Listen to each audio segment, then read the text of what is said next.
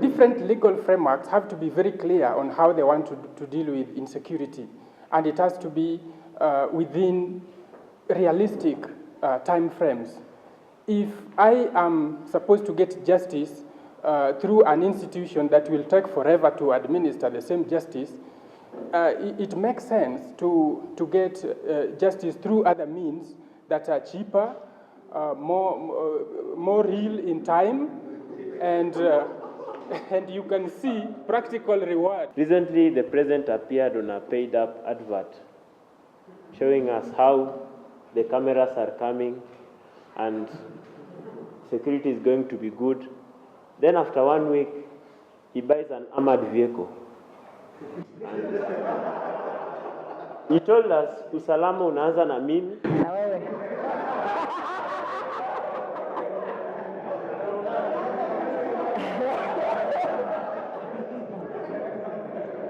From that, most of us gave up on the government offering security, because we knew if the president himself, the commander-in-chief of all the forces, is not safe, how can I wait for him to offer security? I'm aware that there's so much going on with regard to police reforms, and there are so many benefits that we've realized thus far from the moment the process started. I think the problem comes in when the activities are scattered and we are unable to consolidate and package this in a way that citizens are able to be aware of the benefits that we have so far. Why have we created these ethnic villages in these informal settlements? A lot of insecurity begins from our informal settlements, where we've got so many youth, and these youth are actually zoned in villages. You go to a place, you hear Kisumundogo, you know what type of community is there. You go to a place, you hear Sagana, you know what type of community is there. You go to another one, Kosovo, Nyamira, all these, it tells you which ethnic community is in this particular place. And the most interesting thing about this is that these allotments are done by government on the ground, by the chiefs or by whoever it is that is doing that. Why is it that it's so difficult to change this? How will you do community patrols if you're not even feeling safe? So what I think, if the way the government can meet us halfway is to have a strategy, a short-term strategy that includes simple things that putting up lights on the streets, a mid-term strategy that includes things like police reforms, and a long-term strategy that includes things like youth unemployment, because that's also an issue that's contributing to the insecurity problem. But without a government strategy, it feels like the government has shifted its responsibility to its citizens. Now, my concern is a growing situation where we have something close to an animal farm scenario, where every animal is equal, but some are more equal than others. There is a narrative that is growing up, perhaps in social media, you see it everywhere, that some people have more security than other people. So that you find that there is security for the rich and there is security for the poor. And then there is also particular people who are profiled to be perhaps more likely to cause security issues, like the Somali people in Kenya. So there is that situation where people feel that, well, for us, there will be no security, but for them, perhaps, there will be security, and that fuels more insecurity because people tend to take the law into their own hands. So I just wonder, how can we address this? My name is Elvis Mogeni. I work for Inuka Kenya, NCC. I just have a few concerns. Number one, when Uhuru Kenyatta creates an advert saying that ulinzi unaanza na wewe na nyinyi wengine baadaye, and says that security, there will be cameras all over major towns. What happens to the people in Samburu, Lodwar, Wajir? Are they not Kenyans? So which are these major towns that he's talking about? About the story of armored cars, which I had a bit of a field day with that one also, because I said, I think we'll be left on our own. There's an armored car and the rest of us are going to lend his hands. Let's talk about replication. First, let's talk about ethnic villages in the informal sectors. And partly because I want to pick up on this conversation. As I mentioned here, the State of the Nation, we actually had this conversation and we're asking, how do we become those people? This is not unique to Kenya. Let's admit that. If you go, every single major city has a Chinatown. we're waiting for one to come up in Nairobi. Why? People tend to gather around people who they are comfortable with, who they know. You were talking about how Eastlands grew. Eastlands grew with the Luos, the Luyas, and people working in very specific places. The only thing that changed is because these people didn't understand each other's languages, they came up with shame. And that's where shame came up from. Because the young people suddenly were thrown in where your neighbor, where everyone spoke their mother tongue, but because they could not communicate, they came up with shame. And because of that, that became the melting pot of languages and spaces. But this is not a unique, because the Irish Catholics in the US. It goes, security, first of all, you have to understand security goes with feelings. Security goes with needs. When you're talking about needs of people, you're talking about security. And that's why some people, when they're coming up with theories, they say that safety is part of our needs. Love is part of our needs. Respect is part of our needs. And you find that from the Westgate scenario, who are the people who used to go to Westgate? Look at the other community that was outside Westgate, and you look at any scenario in the city, you find that where there is an upmarket settlement, like Runda, like Westlands, like that, there's always a slum. And the philosophy is that the people in the slum are the ones who work in the homes of those rich people. Why I'm saying this, it's important from the Westgate scenario. Because the Westgate scenario is that the people around will go and shop, and I know Lorna, you've been shopping at. I couldn't afford to shop at Westgate, but I used to go there for coffee. So, okay, I'm just saying that because you feel when you go to Westgate, you feel that there's certain status that you've reached. So these people are people who do not align with themselves, because one is that you get a big dog, you get a watchman, you get all kinds of things, these alarm systems, and they feel that they're well protected. But learning from my own psychology and the way we've engaged at Usalama, we've come to realize that those are the most vulnerable people. Mr. Okanga works in so many informal settlements, will tell you that if you go even to those like Nyamira, life is so enjoyable. The economy in that place is well driven. If there's no crime, and if there's no, you find that people are selling things until very late. Like in Kibera, there's a woman who was earning, she sells a basin, and she earns almost over 20,000 shillings from Mandazi alone.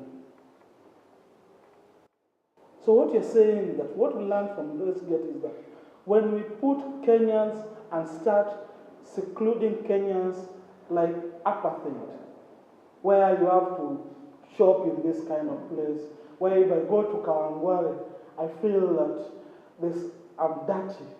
When I go and buy nyanyas from Kawangware, I feel that those are nyanyas that do not have hygiene. Where did this come from? But I don't think that's the question they're asking. I think the question is on how they've organized their community policing, because the fact of the matter is they have a very robust, very structured community policing, which, if I may add, we had with the reservists, especially around the Kilimani area. And I can tell you, within the 2004, around 10 years ago, around this place, and the crime had gone really high, carjackings, people being robbed at gunpoint. I used to live right down the road here in Kiritua. And there was a young group of guys who just come in 2 o'clock in the afternoon. They shot our neighbor. And they didn't steal anything. They would come and shut down the court and steal. But this was cleaned up by community policing of members of Kilimani who said enough. And they were called reservists. And they worked with the police. They had radios. And the police would be like, here, there's an incident. And because we trusted the reservists, we could be like, I've seen a suspicious car.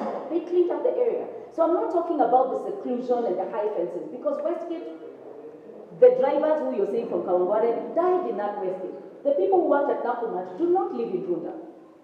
But some of those people got out of their buildings because of the Asian policing. Let me bring you into that. What do you think? Now let me just finish. Yeah, in terms of the lessons. What can we learn from the model? It's a very important question, but what you're talking about is not community policy.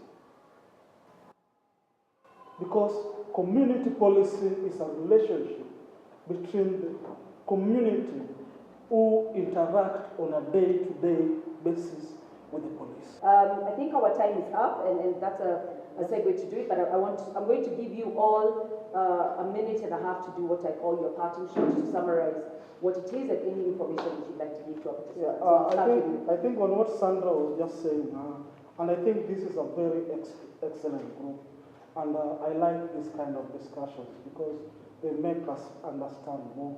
And I'm also learning a lot from this panel and even from you, Lana. And this is what we did, like visiting 20 police stations and be able to see. You can even see different kind of pictures.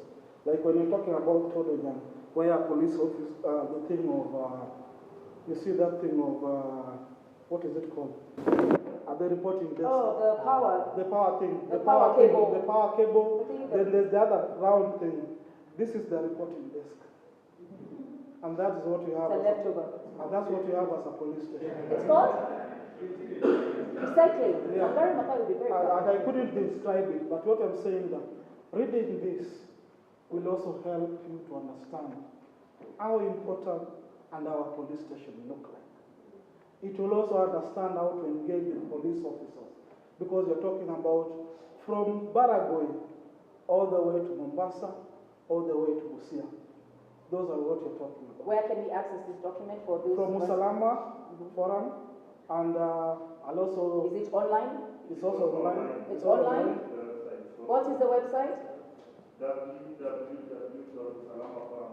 Okay, so the report compiled, which is community and their police stations, a study report of 21 police stations, is available. Can you download it? Yeah, I can download. It's available to download on www.usalamaforum.org. That's www.usalamaforum.org. You can get yourself a copy of that. So I think that's important, and also we launch what is called a police station workflow to understand when you're going into a police station what we expect. And there's so many things that happen within a police station. And this one will also help a citizen to understand this. Thank you very much, Rakudo. Dr. Mutino. Thank you very much. First, let me say thank you very much for this opportunity. I think what has been missing for a long time in this country is citizen conversations about security. For almost 30 years, we left the leadership, the ownership of security to those we believe own security. And the worst mistake we can do is actually to let the security experts lead the agenda of security, because they see security only in one way. It's about guns, it's about arresting individuals. This form of conversation, in my view, is important because it seems to lead me to the conclusion that when you're talking about security, it's not about fixing deviant individuals. It's not about correcting the flawed characters, but it's actually about rebuilding communities. I've heard people talking about you have to link it with poverty, you have to link it with opportunity, you have to link it with governance. So what we started thinking is about security and police, lo and behold, is actually about fixing communities that have safe schools, clean, safe neighborhoods, that are well governed. It is a debate about governance, and for me, that's very useful because it takes away the view that security is about putting a police officer in every corner with an armored tank or armored personnel carrier. Thank you. Betty? Yes, I would like to say that security is healthy. A healthy nation must have security. Healthy nation must have security. And we cannot have security only from the police. But security, just like the president said, it starts with me. It's about engagement. It's about information. It's about knowing each other, what we do. If you are my friend, you know what I am doing. So if I'm planning something wrong, you may give information or talk to me not to do it. And I would like to urge those who are working in the civil society to try so much. We should not see the police. I always say that we should not see policemen or police officers as enemies. It is because they don't know and they don't understand. But we should engage them and work with them. Because even you, if you are working around human rights or you are working about security, before you started working in that position, you were a different person from what you are today. And that's why we are seeing them as different. But we should engage them and work with them. Last but not least, we must work with the media too.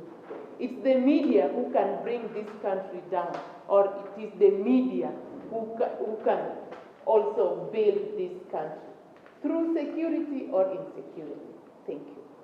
Thank you very much. I just want to quickly summarize some of the highlighted points that I picked up and I think kind of summarize the direction we went for this conversation. One, there's an issue of confidence, and confidence in government is something that has been brought up and addressed in various forms, whether it is the fact that the president has announced a great security initiative and then we see an armored car, whether it is the issue of communication that's not consequential, you're told one thing and you hear another, and the issue of confidence in government, and that goes down to police reforms. Are they actually happening? When do we get to bear the fruits of this?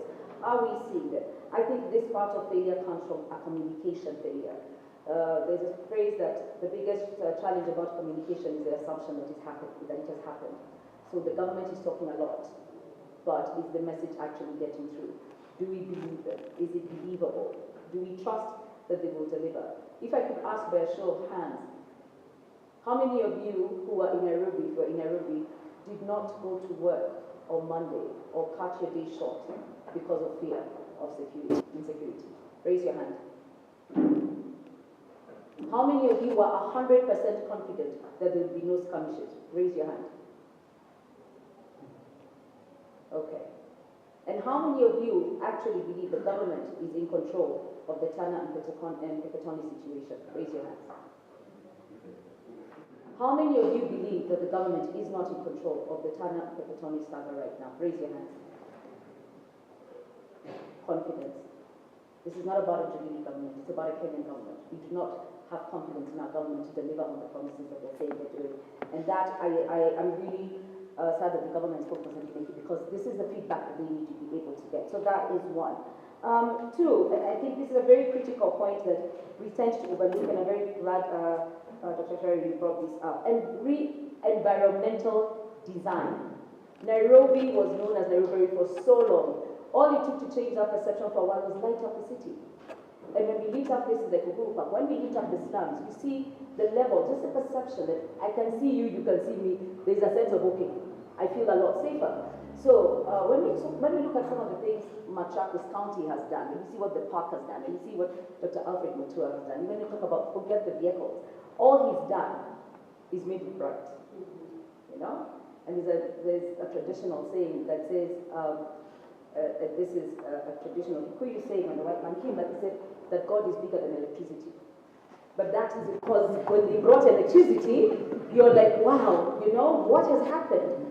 So, re-environmental designs, especially for urban and informal settlements. Can we put up more light in some of these informal settlements? Could that actually change the situation they're seeing? And I think, thank you very much for bringing that up, because that was a very critical issue that I don't think we've quite thought about.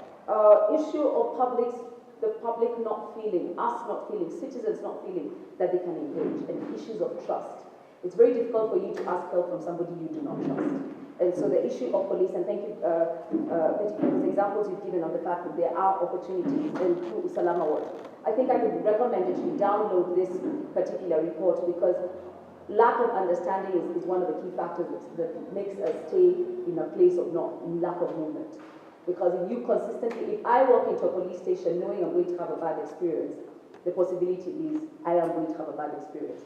And I have had bad experiences at police stations, but I've also had great experiences. I've had people step up and want to help because you have shown up.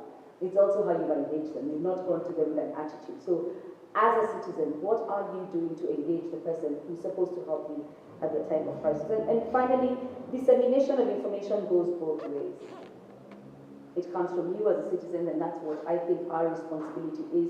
Like I said, the only reason you can call yourself a Kenyan is because of the Constitution, and the Constitution does not just give you rights as a citizen, it gives you responsibilities. And I know we talk a lot about the government's rights, the government's responsibilities, but you as a citizen have both. You have a responsibility and a right. So yes, it is a right of government to provide you with security. It is a right of government to provide the infrastructure. It is your responsibility to hold them to account when they fail on that delivery and to speak out. And I want to thank the Mjadala project, because this is exactly what we need to be able to do on this particular issue. And finally is really just to say that we're in a fragile state. It's not going to take much to take us down a path that we do not want to go. And so we do have a responsibility to stay abreast of everything and engage where we possibly can. And also to remind us that, and I like what she said, we want a lot of things to change, but we do not want to go through the hard times. Change is not easy. It never was. I personally believe that we're on the right track, because I cannot believe that we're going to go back to where we were 5 years ago.